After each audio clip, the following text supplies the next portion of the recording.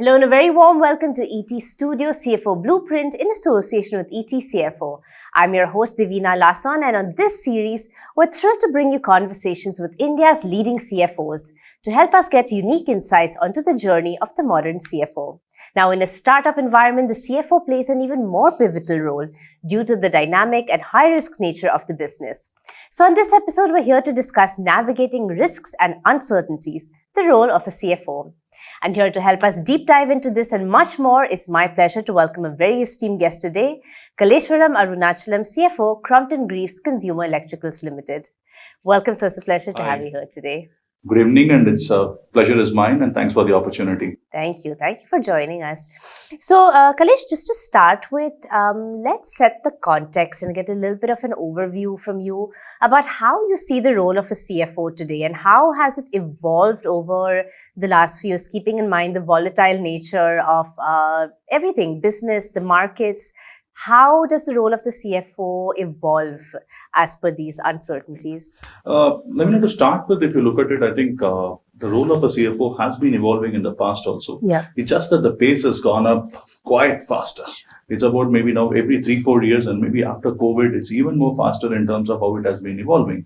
What used to be a function that used to be stewards of actuals and assets today has moved towards business partnership, and I would probably go ahead and say it's now to be acting like an owner. Yep. And when I say acting like an owner, the CFO is expected to be entrepreneurial. And one of the fundamental skill set the CFO possesses is that you're able to understand the business nuances and convert them into numbers. Absolutely. And that helps you to put the right options in front of the business leaders to take decisions and to take the business to the next level and unlock value for all the stakeholders. In a nutshell, I would say there are 3 areas in which the evolution has been faster. One is technology. The clip at which technology is changing and the old technology becoming obsolete is very fast. Absolutely, yes. Talent retention and talent acquisition is another area is moving ahead. What used to be people who want to have a career in one organization, that's no more the case. For the Generation Z, it's not about money. It's about where do they associate and what do they do. Yes, matters a lot than money. Last but not the least, sustainability. And today it's not about having sustainability as a greenwash, but it's how do you build sustainability as part of your mainstream business agenda. Yes. So that's where I think the evolution has been, and it's moving at a fast clip. Yeah, absolutely. Well, thank you for that overview. So keeping in mind a lot of these parameters and the central role of the CFO, how do you as a CFO in your organization really identify the risks and present, as you say, the risks, the numbers and figures to the board? What is your process and strategy in identifying and risk management? See, there are these processes around heat mapping, risk registers, etc. But in my view, I thought I'll share some few examples of how do I do it. Fundamentally, I divide this into 2 buckets. Let's look at the first one, which are some of the strategic risks that can hit a business. Yep. And let's say the first one is regulatory in nature. Yep. So the industry that I come from, this January, there was a regulation to say all the fans to be energy rated. And you can't sell a fan that's not energy rated. Yeah. So that means the amount of complexity that it adds to your manufacturing processes, the entire speed at which your R&D needs to change, the ability to see what is a 5-star fan need not be a 5-star fan tomorrow, and therefore you need to be ahead of time, is significant. Second is technology risk. Now, I'm not talking about the technology that's going to happen on data or platforms, but it's about business technology. A classic example is electric vehicles. When it came in, the risk was for people to understand, hey, when do I go for EV? Do I go for ICE and EV together?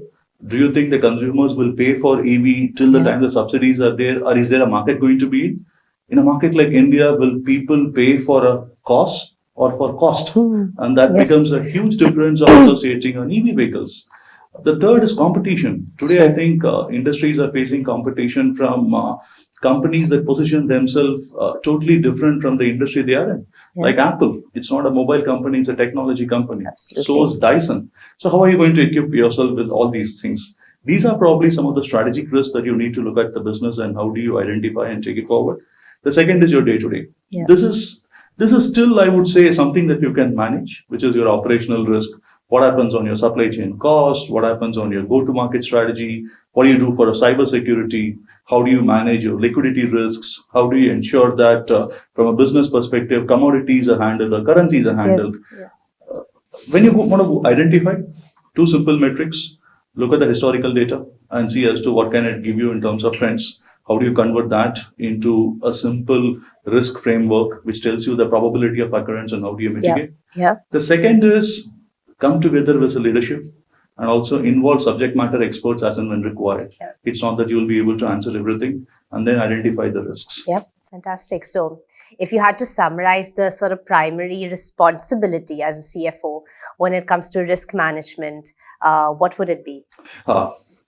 Two parts. One, I'm a big cricket buff and an MS Dhoni fan. Okay. One of the skill sets that is pretty undersaid about Dhoni is anticipation.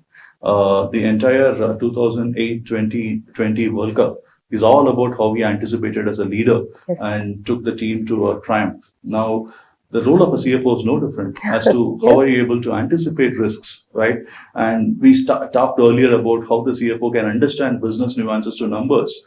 So how do you bring that together? Equally important is communication. Yes, I think absolutely. you deal with various stakeholders. Absolutely. How do you communicate them in a timely manner? Absolutely. Fundamentally, on top of it, it's not good only if you say these are the risks that's going to happen.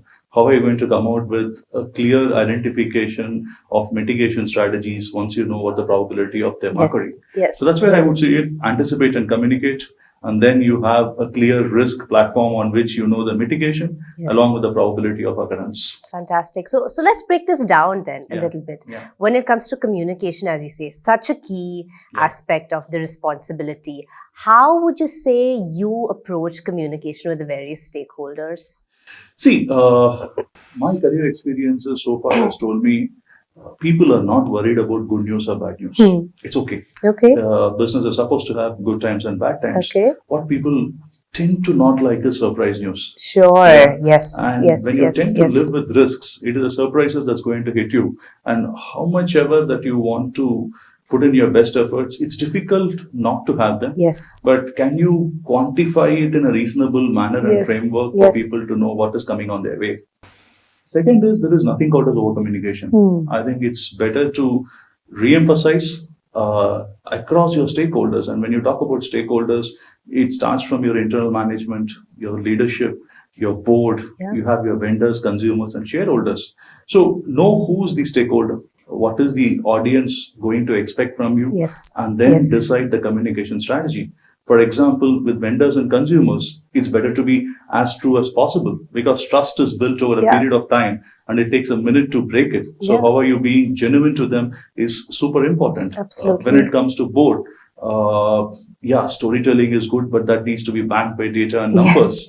They would love to know as to what is the value at risk here and what are you doing about it? What are the strategies on which you wanted to plan it and take it forward? So you need to devise a communication strategy basis the audience group and then see how do you take it forward. All right.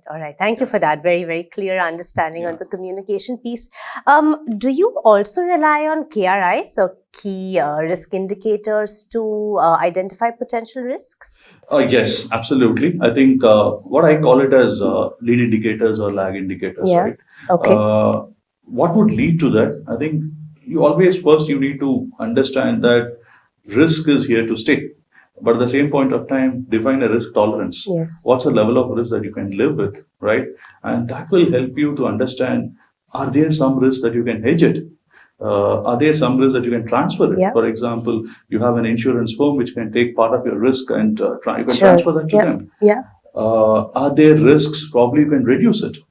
If you find that as suppose, hey, I'm going to not operate in a particular region or a channel beyond a point of time, how are you going to do that? So that brings in a very, very different nuances. Fundamentally, you need to accept risk. And understand that as to it's the cost of doing business and build it into the business model itself and see how do you want to take it. And there could be cases where you completely avoid risk also. You would say, this business I'm not going to enter. I know the returns are high. I know the cash flows are great, but this is not something that I'm cut out for. And you would avoid risk. So that's on a framework. And when it comes to KPIs, a balanced scorecard is a great methodology which has got both business metric and financial metric, which will help you to define what is going wrong or what can potentially go wrong. And the second is build this as part of a business planning process. When you do your annual planning or when you do your quarterly forecast, embed risk into it, and that will help you with solutions that you can build in as you move forward. Absolutely. I'm sure it's far more complex. You make it sound like a very natural process, but yeah, it takes the journey of the CFO to realize certain things, I'm sure. How about some of the biggest challenges that you witness, especially, for example, collaborating with the various functions in the organization? Like you say, communication is key. So what are some of the challenges that you face in ensuring that cohesiveness across the board? See, this has got to do with the function also, right? Fundamentally, the finance of old school was all about, hey, there is a rule book, or there is a principle, or there's a budget says yes or no, as to you can't do it. But then if you're saying the role is moving from a stewardship to a business partner and to act like an owner, you're supposed to collaborate and say, how can I make it work? Of course, yes. And that's the underlying point on which you need to work on collaboration. I think there are two things where this goes wrong is exactly when the function feels that, hey, if I go to my finance function or a finance business partner, I'm going to get an answer of how I can't do it. Okay. So therefore they tend to stay away. That now, happens. If you move forward and empathize yourself, put yourself into the shoes of a business leader or a business counterpart and understand what is that they are trying to do and how do you go with a solution-oriented approach, that helps a lot. Second is, I love this coffee chats and coffee conversations. Relationships are super important. And when you have this outside the office, you tend to understand the person a bit more and you tend to come out with solutions that are much more empathetic in nature. And you tend to collaborate far better. And last but not the least, when you mean collaboration, it's not that you need to agree on every time. Absolutely. It's okay to disagree, but disagree with facts, disagree with data, don't disagree with emotion. And that's what probably would differentiate a great collaborator versus someone who's not. Yes, fantastic. Thank you. And what role would you say technology has? I mean, no conversation across the board, especially with the C-suite executive, can be held without talking about the impact of technology. You know, at the blink of an eye, there's a technological revolution happening right here on our laps. So what role does technology play when it really comes to your role specifically, achieving your goals, and again, ensuring financial security in your organization? See, humongous. On there are two parts to it. One is how do you set up the foundation, right? The foundation comes in what is the IT architecture on which you're going to operate. You need to know the full stack of your IT apps that you're going to live with.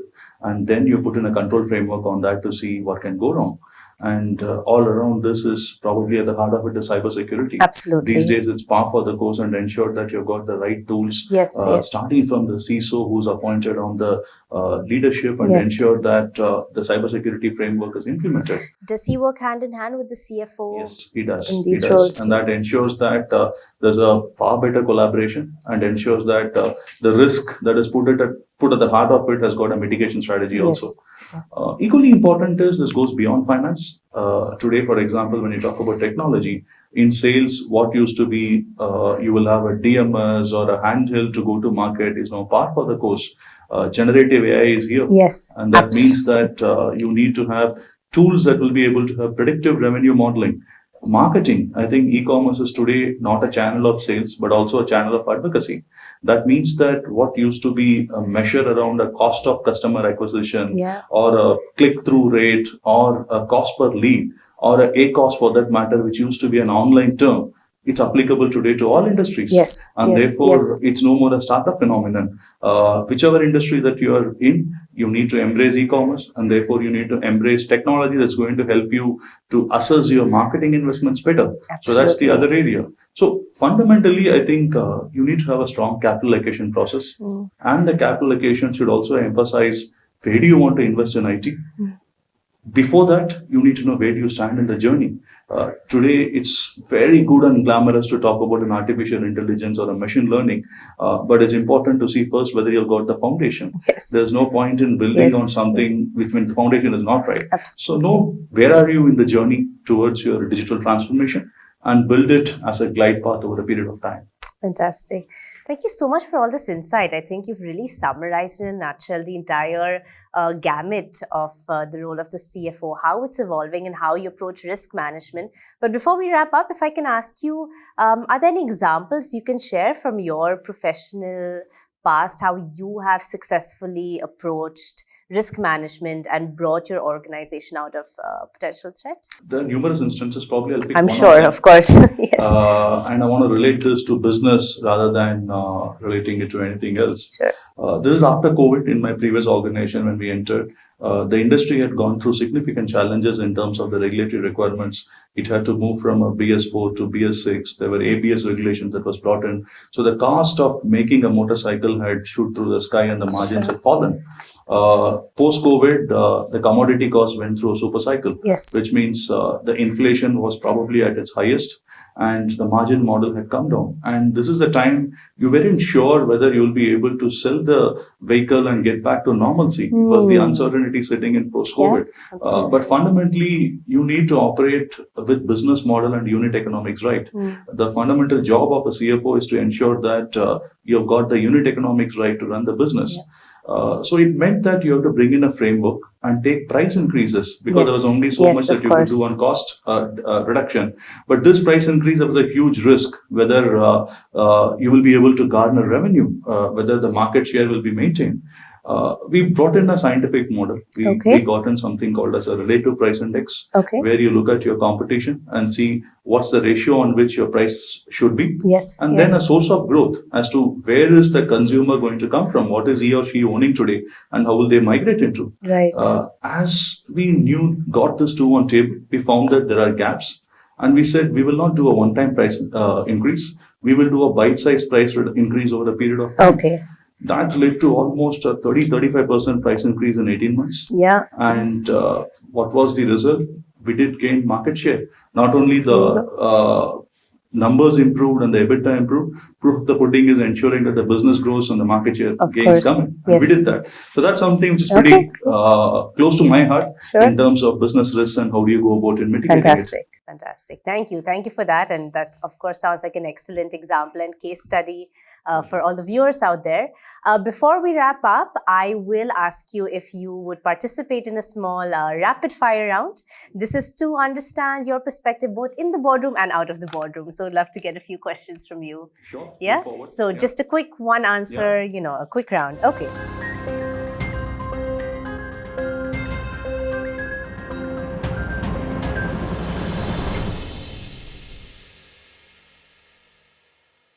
So to start with, if you could describe your approach to finance in one word, what would it be and why?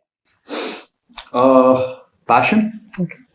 That's what I would say. I think really passion towards the function. Amazing. All right. If you were not a CFO, what would you have been? I would have been a cook. I love cooking. Is it? And that's something that's my passion. Try different cuisines. Great. Okay. What's the most unexpected skill or hobby that has helped you in your role as a CFO? Cricket here. I think I I thought so. Cricket and see as to how does that scenario play out in business also and as a finance leader also. Excellent. All right. If you were to write a book, what would it be about? Perseverance. I think never give up. I think perseverance helps you to scale to the new heights. Yes. Beautiful. If you had to choose a famous personality to be your financial advisor, who would it be and why? I would go for Ashwath Damodaran. I think someone who is very good on valuation. Somebody could put reality in terms of valuation. Yes. Great. Fantastic. What's the weirdest financial term or jargon that you've had to explain to someone outside of the finance world? Someone like me, perhaps. I think From an overall perspective, first and foremost, I'll tell what is the term. I think things Yes. like IRR and NPV. Okay, yes. While it's par for course for the finance person, from a business perspective, you need to relate to them as to why is it important. Yes. Yeah. Yes. But fundamentally, I think that's where the skill set of the CFO comes in. You are Yes. supposed to Right. convert the financial nuances into There you business go. nuances, and that's how the partnership begins. Fantastic. What's the most innovative financial technology or tool that you've come across recently? And how do you see it changing the CFO landscape? I looked at a couple of planning tools actually. Okay. One was from Anaplan, and there was also a startup which came out with a scenario planning tool which helped us to understand how can every market respond in a particular manner to certain impetus that you provide on your ATL, BTL, or on your gross to net spends. Yes. So it was quite interesting in terms of assessing and evaluating. Great. Fantastic. Yeah. All right. And finally, one reason why you love finance. You can make a difference. Yes. I think you can make a difference to multiple people. It's not only to the business that you operate, it's to the stakeholders, the shareholders. Being a public listed company, it makes you responsible. Yes. And the joy of creating value is something that you can see in front of you. Yes. It comes through facts and numbers are there to state every quarter, probably. Yes. Well, that's probably the superpower question answer there as well. Yeah, that's where it is, probably. Yeah. All right. Thank you so much, Kalesh. It's been an absolute pleasure to have you here today. Thank you for joining us. Thanks. Thank you. All right, on that note, that's all we have for you on this power-packed episode of ET Studio CFO Blueprint in association with ET CFO. Do stay tuned for more in-depth conversations like this, where we're chatting with India's leading CFOs who inspire us with their success stories, leadership, and insights. Until next time, many thanks for watching.